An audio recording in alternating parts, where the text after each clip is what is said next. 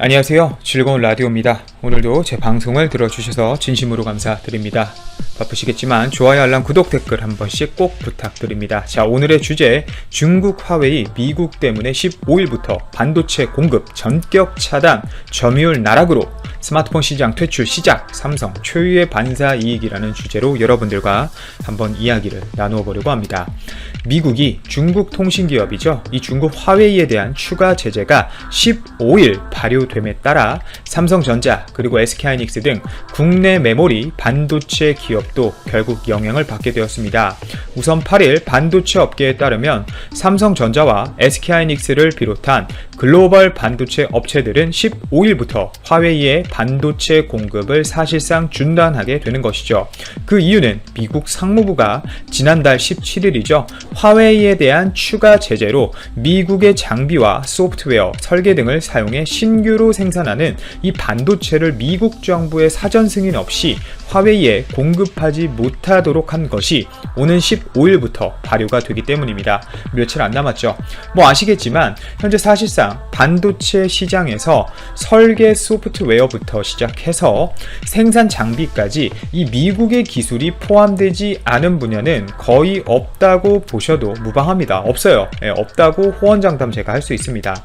어떤 장비 소프트웨어든 미국 기술이 안 들어갈 리가 없겠죠. 이 때문에 중국 업체들을 제외하고 미국의 영향력 아래에 있는 글로벌 반도체 기업들은 15일부터 대부분 공급을 중단할 수밖에 없다는 것이 업계의 관측입니다. 만에 하나 미국의 허가를 받으면 예외적으로 화웨이에 공급할 수 있지만 사실상 현실성이 너무나 없는 환상 같은 이야기이고, 또 만약 허락을 하더라도 미국 정부가 어느 범주까지 어느 라이센스를 부여할지는 아무도 알 수가 없다는 것이죠. 특히 우리나라 업체 중에서는 메모리 반도체가 주력인 삼성전자와 SK하이닉스도 화웨이 공급을 중단할 예정이라고 합니다.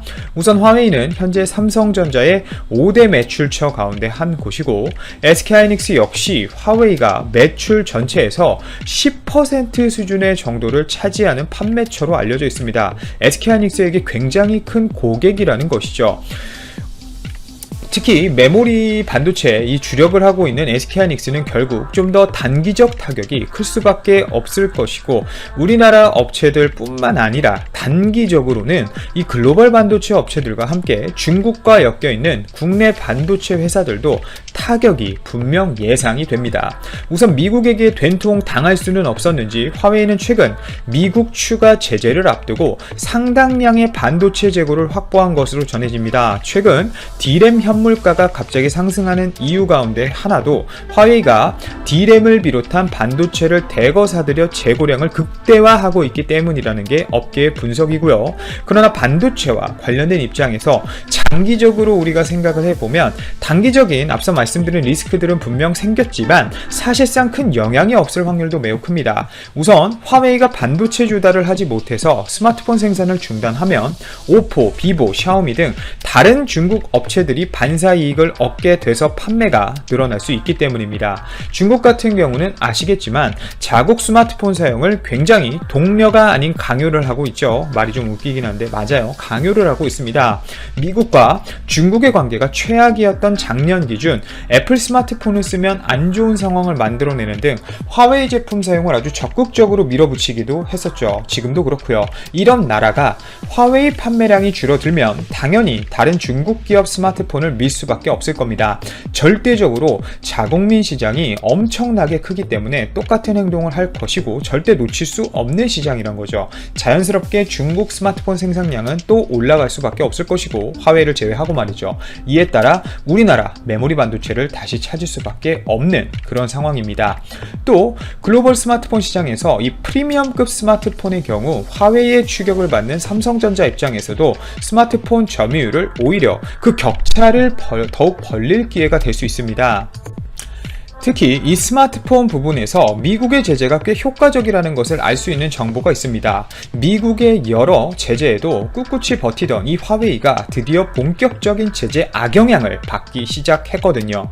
미국의 각종 제재로 스마트폰 생산과 판매에 차질이 빚어지자 협력 업체에 주문하는 부품량을 아주 확 줄여버린 것입니다. 스마트폰 업계에서는 이 화웨이는 내년 스마트폰 시장에서 판매량이 급감하며 점유율이 한 자릿수로 폭락할 것으로 예상 중인데요. 우선 대만이죠. 이 대만 디지타임스에 따르면 화웨이가 올 하반기 출시할 전략 스마트폰 이 메이트 40 시리즈 부품 주문량을 기존보다 30%가량 줄였다고 보도했습니다. 미국의 제재로 모바일 AP와 D램 반도체 수급이 어려워지자 전체 판매 목표량을 하향 조정하고 부품 발주량을 아예 줄인 것이죠. 화웨이의 생산량 감축 움직임은 단순히 메이트 40 시리즈 하나에만 그치지 않습니다. 국내 스마트폰 부품 업계에서는 화웨이가 내년 스마트폰 생산량을 올해 1억 9천만 대보다 74% 급감한 5천만 대로 대폭 하향 조정했다는 이야기까지 나오고 있습니다. 엄청나죠? 실제 올 2분기 전 세계에 스마트폰 5,580만 대를 팔며 삼성전자를 제치고 1위에 올랐는데요. 하지만 미국이 사실상 화웨이로의 전 세계 반도체 공급을 막으면서 화웨이도 더는 공격적인 생산과 판매가 불가능해진 것이죠. 화웨이가 대만의 TSMC 반도체 위탁 생산을 할 수 있는 기간도 제가 아까 말씀드렸듯이 15일까지 얼마 안 남았기 때문에 일주일밖에 남지 않았습니다. 뭐 어떻게든 해결해 보려는 화웨이가 대만의 미디어텍이 만드는 이 모바일 AP, 디멘시티까지 뭐 사들이고 있고 메모리 반도체도 닥치는 대로 사들이면서 재고를 비축하고는 있지만 이러한 비축 재고도 내년 상반기부터 떨어지면서 화웨이가 본격적인 악영향을 받을 수밖에 없을 것 같습니다. 여러 가지 애는 쓰고 있어요. 미국의 제재로 반도체 공급이 막힌 상황에서 홀로서기 자체를 시도하고는 있습니다만 우선 구글 안드로이드가 막혔죠. 따라서 자체 운영체제인 하모니 OS를 탑재한 휴대폰을 내년 처음 출시하겠다고 밝혔습니다. 하지만 출시해봐야 판매할 수 있는 스마트폰이 너무 한정적이어서 쉽지 않다는 것이 팩트죠. 자, 또 하모니 OS를 만들어가지고 팔면 그게 해외에서 팔릴까요? 해외 시장에서 구글 안드로이드를 대신 자체 OS를 탑재한 스마트폰이 중국 외 유럽과 남미 시장 등에서 먹힐 가능성은 사실상 거의 제로라고 보시면 됩니다. 뭐 양강구도잖아요. 구글 OS랑 그 다음에 애플 이렇게 말이죠. 뭐 거기에 기존에 사용하던 사람들이 구글맵, 지메일 등 아예 앱 자체가 다운도 안 되고 탑재도 불가능해졌기 때문에 굉장히 불편해질 것이란 말입니다. 당장 현재 화웨이의 스마트폰 시장 점유율이 19%인데 내년에는 4.3%로 점유율이 아주 급락할 예정이라고 합니다. 15%포인트가 단 1년 만에 폭락해버린다는 것이죠. 이렇게 되면 사실상 화웨이가 미국의 제재로 스마트폰 시장에서 아예 퇴출될 수 있는 상황입니다. 그리고 솔직히 말씀드리면 화웨이의 이런 몰락의 모습이 사실 예상보다 꽤나 좀 늦게 나온 거라고 저는 봅니다. 애국 소비를 바탕으로 어떻게 해서든 중국 내수 소비를 바탕으로 뭐 어떻게 비비고 해서 어떻게 잘 버텨왔는데 이제 15일부터 시작되는 제재와 내년에 예상되는 모습만 봐도 이제는 어쩔 수가 없다는 것이죠. 글로벌 스마트폰 시장에서 화웨이가 빠지는 자리는 우선 1차적으로 중국 중저가 브랜드인 아까 말씀드렸던 샤오미 그리고 오포, 비보가 차지할 것으로 예상이 되고요.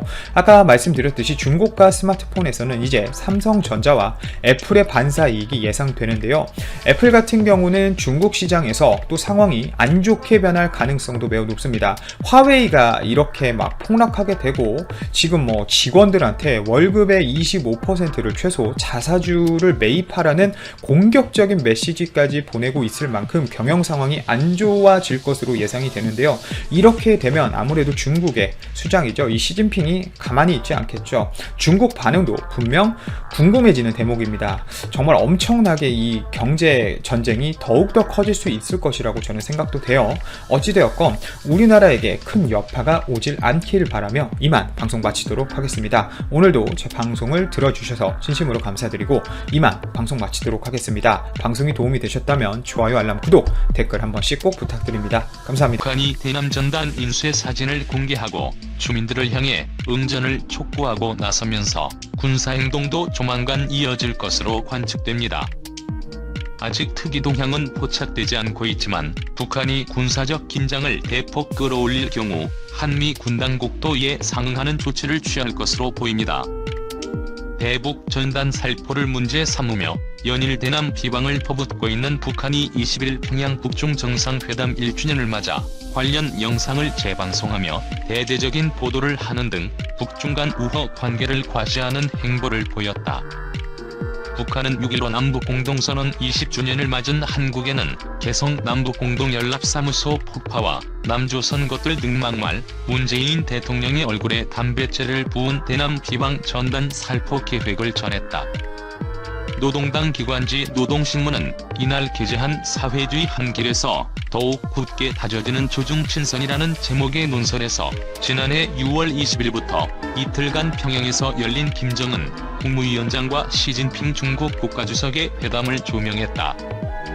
당시 시 주석은 북중 수교 70년을 맞아 중국 최고 지도자로서는 14년 만에 방북했다. 노동신문은 이 회담을 두고 전통적인 조중친선 관계를 새 시대 요구에 맞게 승화 발전하고 두 나라 최고 영도자 사이에 맺어진 친분 관계의 공고성, 조중 관계의 특수성을 다시금 과시한 역사적 사변이 됐다고 평가했다. 이어 김 위원장과 시 주석의 두터운 동지적 신뢰와 각별한 친분 관계는 양국 관계의 굳건한 초석이라면서 두 지도자가 올해에도 여러 차례 친서 교환을 통해 더 밀접하고 전략적인 소통을 했다고 강조했다. 신문은 미중 갈등을 불러일으킨 중국의 홍콩 국가보안법 제정에 대한 북측의 지지와 연대를 전했다.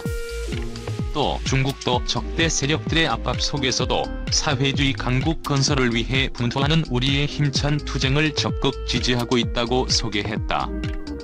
신문은 마지막으로 조중친선의 역사적 전통은 줄기차게 이어지고 있다면서 조중친선 관계는 변함없이 공고히 발전할 것이며 양국에서의 사회주의 건설은 끊임없이 승승장구할 것이라고 기대했다.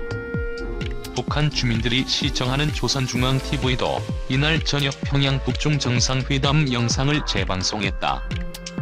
이는 북측이 싱가포르 북미 정상회담 2주년인 지난 12일 말로는 관계 개선을 표방하면서 실제로는 정세의 격화에만 광분해왔다며 미 정부와 도널드 트럼프 대통령을 비난하는 리선권 외무상 명의 담화를 낸 것과는 대조적이다. 미국과의 관계는 장기간 경색된 가운데 대북 제재와 코로나19 사태 등으로 어려움에 부닥친 북한은 갈수록 노골적인 친중 움직임을 보이고 있다. 최근 남북관계가 악화 일로를 걷고 있는 상황도 북한이 중국과 이러한 전통 우위를 과시하는 배경으로 보인다. 북한은 이날 한국에는 우리 인민의 보복 성전은 죄악의 무리를 단죄하는 대남비라 살포 투쟁으로 넘어갔다면서 각지에서 대규모 살포 준비가 진행되고 있다고 조선중앙통신이 전했다. 특히 대량 인쇄한 전단 사진을 공개하고서 각급 대학의 청년 학생들은 북남 접경지대 개방과 진출이 승인되면 대규모의 비라 살포 투쟁을 전개할 만단의 태세를 갖추고 있다고 밝혔다. 북한은 공개한 전단 인쇄 사진을 보면 남측 주민의 감정을 자극하려는 듯 문재인 대통령 사진이 들어간 전단 위에 담배꽁초와 담뱃재, 쓰레기 등이 마구 뿌려져 있다. 북한은 2018년 남북정상회담인 4.27 판문점 선언의 주역인 문 대통령과 한국에 대해서는 대북 전단 살포를 문제 삼으며 남북 군사합의 파기 등 운운하며 개성 남북공동연락사무소 폭파 등 극단적 대적 행위를 이어가고 있다. 노동당 기관지 노동신문은 지난 18일 가장 철저하고 무자비한 징벌 의지의 과시 제목의 정세론 해설에서 첫 시작에 불과하다면서 연속 터져 나올 정의의 복음은 사태의 주의를 놓고 떠들어대는 자의 상상을 훨씬 뛰어넘는 것으로 될 수도 있다고 밝혔다. 신문은 우리 군대의 자제력은 한계를 넘어섰다면서 구체적인 군사행동 계획이 검토되고 있다는 군대의 발표를 신중히 대해야 할 것이라고 강조했다. 인민군 총참모부는 전날 대변인 발표를 통해 금강산 관광지구와 개성공업지구 군대 전개, 비무장 지대 초소 진출, 접경지역 군사훈련, 대남전단 살포를 예고했다. 남측의 남북관계 경색에 책임을 돌리며 대남 비난도 이어갔다. 신문은 대북전단 살포를 두고 사실상의 선전포고라고 표현하며 신의와 약속을 헌신짝처럼 져버린 것이 누구인데 저들이 빚어낸 사태의 책임까지도 우리에게 뒤집어 씌우려고 오만불손하게 놀아대느냐고 반문했다. 이어 남측을 비겁하고 나약하며 저열한 상대로 매도하며 남북관계를 더는 논할 수 없고 남북 간 접촉 공간도 필요 없다고 덧붙였다.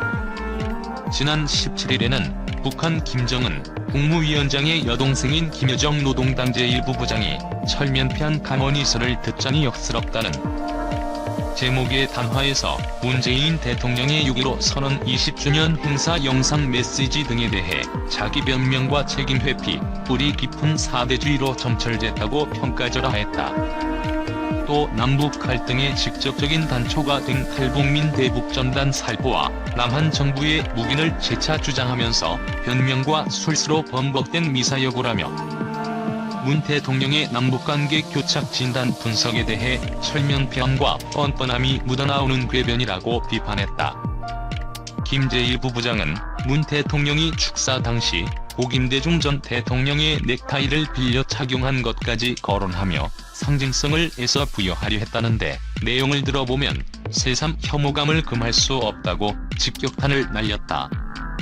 또谈화 말미에는 항상 연단 앞에만 나서면 어린애같이 천진하고 희망에 부푼 꿈같은 소리만 토사하고 온갖 잘난 척, 정의로운 척, 원칙적인 척하며 평화의 사도처럼 채신머리 역겹게 하고 돌아간다면서 그 꼴불견 혼자 보기 아까워 우리 인민들에게도 좀 알리자고 내가 오늘 또 말폭탄을 터뜨리게 된 것이라고 자신의 언사를 정당화했다.